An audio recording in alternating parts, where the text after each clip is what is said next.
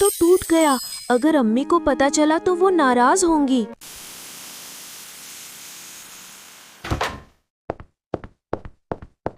ज़ैद, ये ग्लास कैसे टूटा?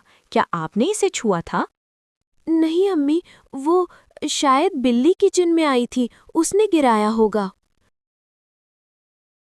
ठीक है, मैं साफ कर देती हूँ। लेकिन याद रखो ज़ैद, अल्लाह सब देख रहा है। मैंने अम्मी से झूठ बोला।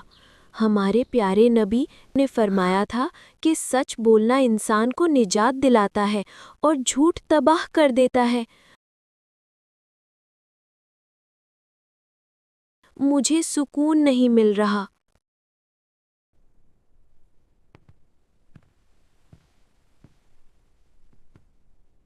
अम्मी, मुझे माफ़ कर दे। कल ग्लास मैंने ही गिराया था। मैं डर गया था, इसलिए झूठ बोला।